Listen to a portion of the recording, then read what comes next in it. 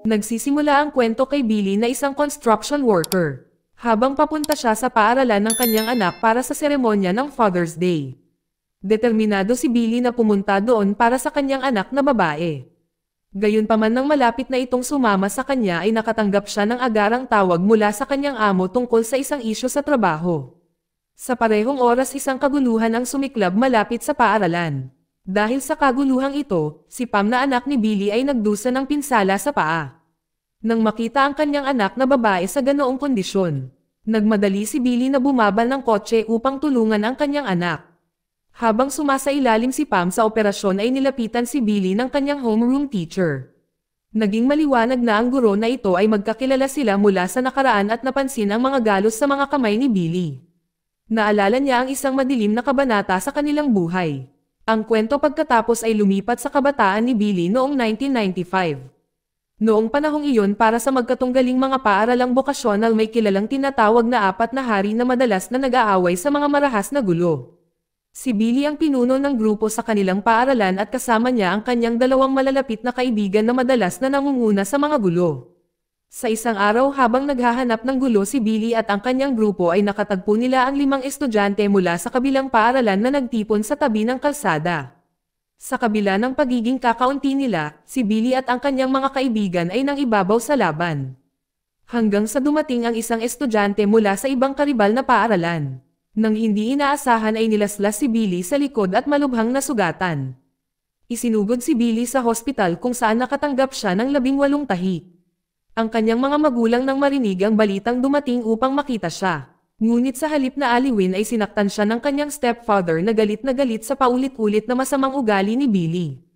Maya-maya ay si Inte na malapit na kaibigan ni Billy ay pinuntahan ang kanyang kasintahang na si Ranchara mula sa paaralan. Sa kanilang pagkikita ay isiniwalat ni Ranchara na siya ay buntis. Sa simula ay nabigla si Inte, ngunit muling tiniyak niya sa kanya na gagawin niya ang buong responsibilidad para sa kanilang anak. Sa kanilang paglabas ng paaralan ay napansin ni Inte ang isang grupo ng mga mag-aaral mula sa kabilang paaralan na naghihintay sa malapit na pinamumunuan ni Tang. Ang mga paaralan ay dating napagkasundoan ang isang mahalagang tuntunin na walang sino man ang aatake sa kanilang mga karibal kapag ang mga kababaihan ay naruroon. Na sumusunod sa alituntunin si Tang at ang grupo ay umiwas na makisali at hinayaan si Inte na makadaan ng walang gulo. Nang gabing iyon ay nagpasya si Billy na manatili sa bahay ni Inte. Buti na lang ang ina ni Inte ay isang mabait na babae na malugod na tinatanggap si Billy anumang oras na kailangan niya ng matutuluyan. Hindi tulad ng kanyang sariling stepfather at ang ina sa bahay, ang ina ni Inte ay tinatrato si Billy na parang sarili niyang anak na nagpapagaan at komportable siya. Habang ang isang grupo ay nakitang naghihintay sa kanilang karibal na si Billy at sa kanyang mga kaibigan. Sa halip ay isang lokal na tulisan na pinangalan ng Yat ay nagpakita, isang lalaking desperado na kilalanin bilang isang pangunahing tao sa hidwaan ng Four Kings. Gayunpaman dumating si Yat na armado ng baril nagbabalak na bumaril si Ek, sa kanyang kasawian nakalimutan niyang kargahan ito ng mga bala. Nasinamantala ang pagkakataon si Ek at ang kanyang gang ay walang awang sinaktan ito. Kinabukasan ay nakipagkita si Billy kay Inte at sa kanilang malapit na kaibigan na si Ruping. Nag-uusap sila ng isang paparating na music concert na nakatakdang gawin sa susunod na ilang linggo. Gayunpaman, napagtanto nila na ang kaganapan ay tiyak na magsasama-sama ng mga mag-aaral mula sa lahat ng 4 na magkaribal na paaralan. Na malamang na magudyok ng isang malawakang labanan. Bilang isang resulta si Inte ay pinayuhan si Billy at Ruping na wag dumalo sa konsyerto upang maiwasan ang anumang gulo. Ilang sandali matapos ang isang batang lalaki ay lumapit kay Ruping na may dalang espesyal na mensahe tungkol sa isang batang babae na matagal nang interesado sa kanya. Excited at sabik na makilala siya, si Ruping ay sumugod sa lokasyong binanggit sa sulat. Sa kasamaang palad ito pala ay isang bitag na ginawa ng mga mag-aaral mula sa karibal na paaralan na nagbalak na atakihin siya ng mag-isa. Si Ruping ay walang kamalay-malay sa ambush na ito ay tumakbo. Ngunit may nakita siya na 2 gang members na naghihintay sa kanya. Ang nangyari kay Ruping ay nanatiling sekreto. Nang gabing iyon ay umuwi si Billy at pinagalitan lamang siya ng kanyang stepfather. Galit na lumabas si Billy. Nang dumating siya sa bahay ni Inte tinanggap siya ng walang anumang tanong. Kinagabihan ay magkasamang nakaupo sina Billy at Inte at nag-usap. Si Inte ay sinabi kay Billy tungkol sa pagbubuntis ni Ranchara. Inamin niyang hindi pa niya sinasabi sa kanyang ina. Sinadya niyang hawakan ang sitwasyon ng mag-isa.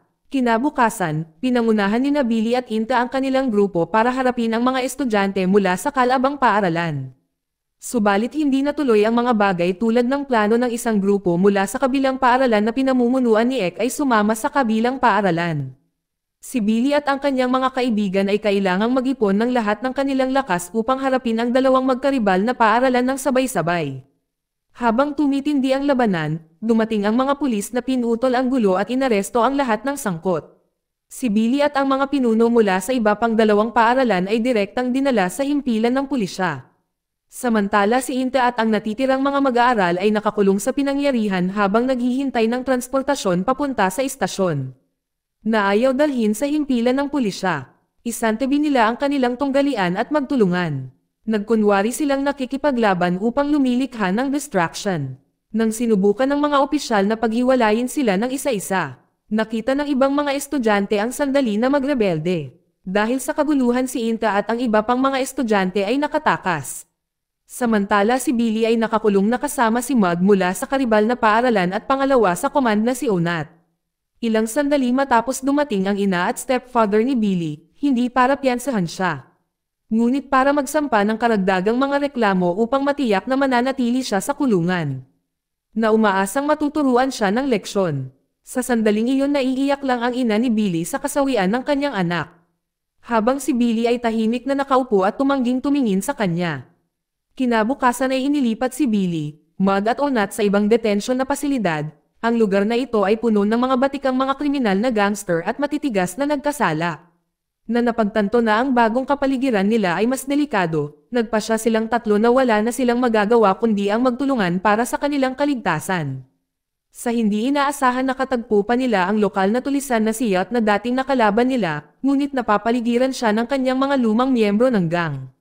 Sa kanyang karaniwang pagmamataas nilapitan si Billy at ang kanyang mga kasamahan na tinutuya sila at sinusubukang magsimula ng isang away. Si Billy na naiirite kay Yacht sa walang katapusang usapan ay handang lumaban ngunit pinigilan siya ni Mud at Onat. Nang hapong iyon habang naliligo si Billy, Mud at si Onat ay nakaharap muli nila si Yacht. Sa halip na hayaan lang sila si Yacht ay sinusubukan na takutin sila. Sa pagkakataong ito ay naabot na ni Billy ang kanyang limitasyon, kaya naman nilabanan niya si Yacht. Gayunpaman bago lumaki ang laban ay dumating ang mga gwardya. Ang dalawa ay dinala sa isang espesyal na silid kung saan sila ay malupit na pinarusahan na binugbog gamit ang mga bakal. Sa kabila ng kanilang humihinang lakas ay pinilit ng mga gwardya na tumayo si Billy at Onat para muling pahirapan. Samantala si Inta ay bumisita sa bahay ng kanyang kasintahan upang direktang makipag-usap sa kanyang mga magulang. Sa halip na malugod na tanggapin siya ay pinaalis siya at binalaan ng ama na lumayo sa kanyang anak. Bigo. Nagpasya si Inta na ibunyag ang katotohanan na ang kasintahan nito ay buntis. Sa ibang pagkakataon ay nakatanggap si Mud ng pagbisita mula sa kanyang ina. Sa kabila ng pagiging sangkot sa isang mundo ng mga kaguluhan sa paaralan. Si Mud ay malayo sa isang tipikal na delinquent. Sa katotohanan siya ay isang magalang at mabait na binata na lubos na nagmamalasakit sa kanyang pamilya. Ito ay kitang-kita habang si Mud ay naging emosyonal, na pumapatak ang mga luha sa panghihinayang sa pag-aalala sa kanyang ina. Lumipas ang ilang araw at si Billy, Mud at Onat ay naging mas malapit. Dahil sa mga pangyayaring nagpilit sa kanila na magkadikit sa pamamagitan ng mga pag-uusap tungkol sa kanilang buhay at ang mga paghihirap na kanilang kinaharap. Tinanong ni Billy kung muli pa ba silang mag-aaway sa isa't isa. Pareho sina Mud at Onat na nagsasabi na hindi na.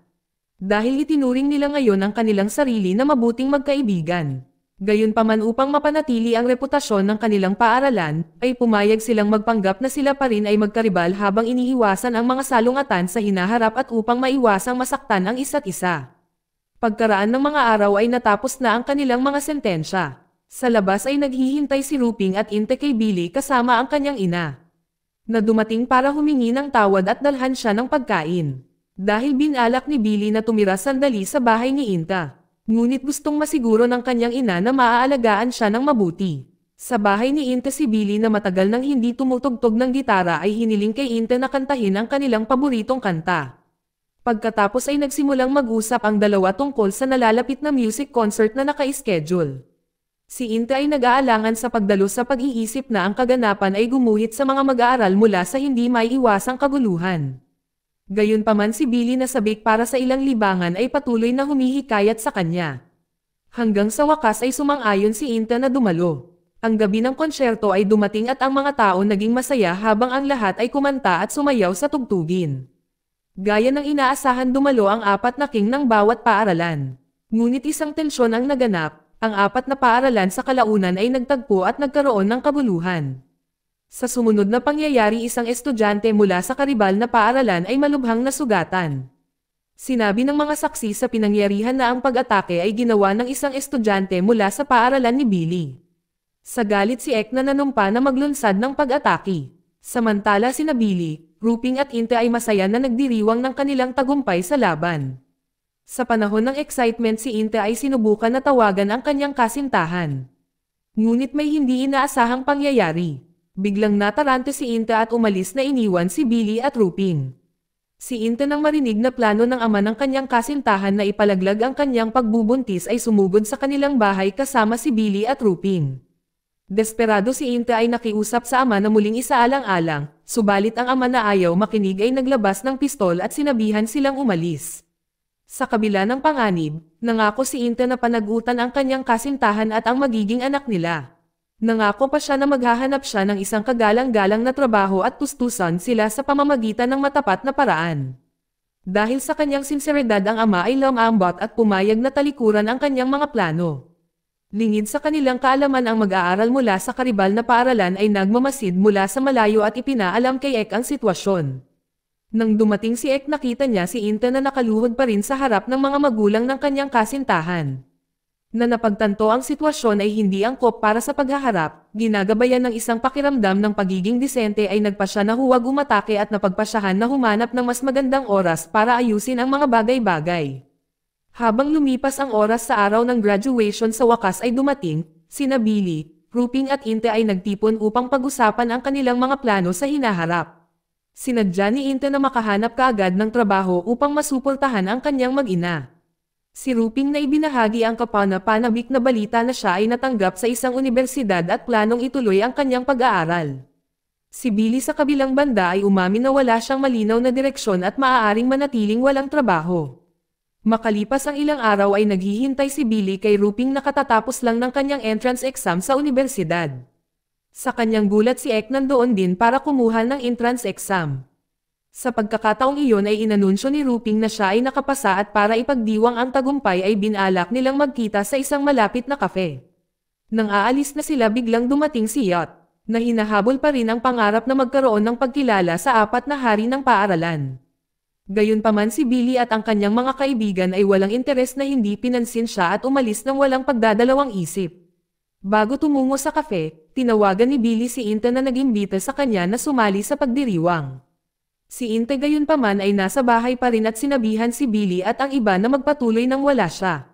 Samantala, si Yacht ay nahuhumaling pa rin sa pagpapatunay sa kanyang sarili ay nagsimula ng walang ingat na umiikot sa bayan kasama ng kanyang gang.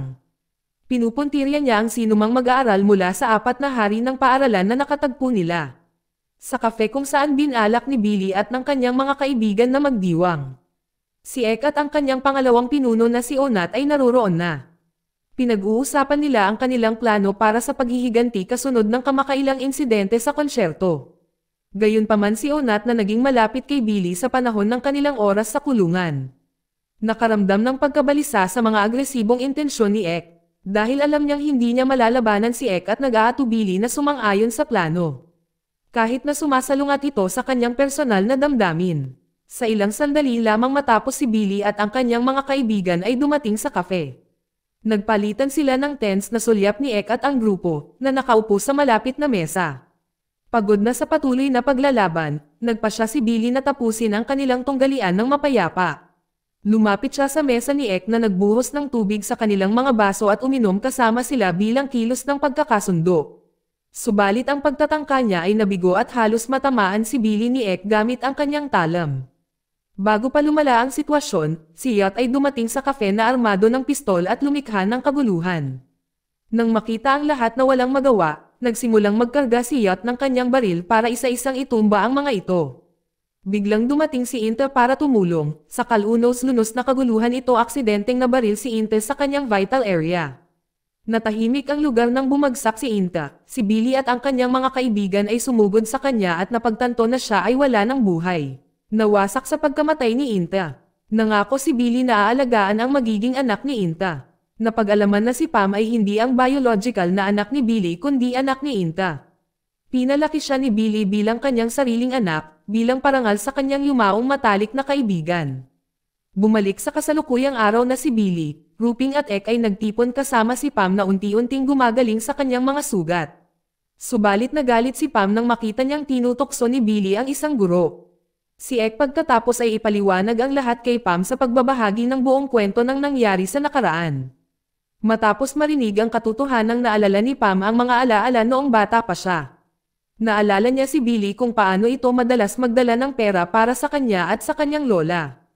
Kahit na namatay na ang kanyang lola, kusang loob na ginampanan ni Billy ang papel ng parehong ama at ina na laging nandyan para sa kanya. Dito nagtatapos ang kwento. Salamat sa panonood, kaibigan.